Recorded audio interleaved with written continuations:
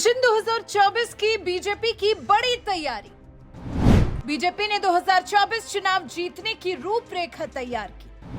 अलग अलग राज्यों के अलग अलग आयोजन बीजेपी को ले जाएंगे 400 पार।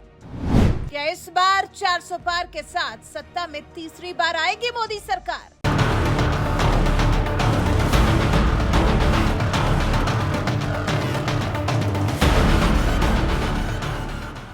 बीजेपी अब फुल फॉर्म में आकर 2024 के लोकसभा चुनाव की तैयारियों में जुट गई है।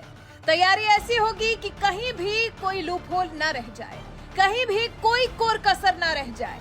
ये कहने के लिए कि इस वजह से बीजेपी चुनाव में 400 पार नहीं जा सकी, क्योंकि लक्ष्य तो 400 पार का ही रखा है इस बार बीजेपी ने अलग अलग राज्यों में अलग अलग सम्मेलनों का आयोजन किया है। ये सुनिश्चित करने का प्रयास किया है कि इन सम्मेलनों के जरिए बीजेपी को 2024 में प्रचंड जीत हासिल हो। इस वक्त बीजेपी का जोश सबसे ज्यादा हाई है।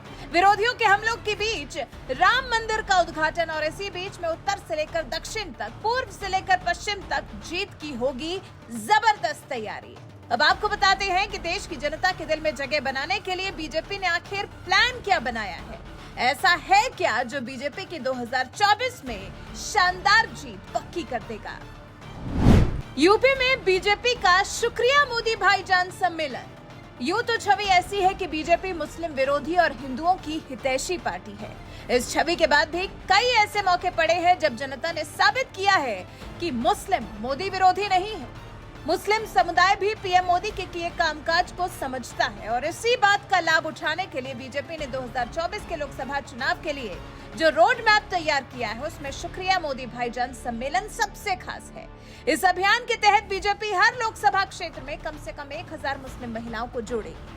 शुक्रिया मोदी भाईजान के जरिए सभी लाभार्थियों को पीएम मोदी के काम से जोड़ा जाएगा। यूपी में 2.5 करोड़ के आसपास मुस्लिम लाभार्थी हैं, जिन्हें बड़ी संख्या में मुफ्त राशन से लेकर शौचालय, पीएम आवास, आयुष्मान भारत, हर घर नल जैसी योजनाओं का लाभ मिला है। और अब 2024 के लिए बीजेपी इसे ही भुनाने जा रही है। बिहार बीजेपी की लव कुश यात्रा। यूपी में शुक्रिया मोदी भाईजान सम्मेलन होगा, तो वहीं बिहार के लिए बीजेपी ने लव कुश यात्रा निकालने का फैसला लिया है। मंगलवार को बीजेपी के प्रदेश कार्यालय से लव कुश समाज ने लव कुश रथ यात्रा शुरू की। सबके सिया सबके राम स्लोगन के साथ ये यात्रा प्रदेश के अलग अलग जिलों से होकर गुजरेगी और 22 जनवरी को अयोध्या में संपन्न होगी। वहीं बीजेपी अध्यक्ष जेपी नड्डा को इस बार महाराष्ट्र संभालने की जिम्मेदारी दे दी गई है। महाराष्ट्र अब नड्डा की जिम्मेदारी।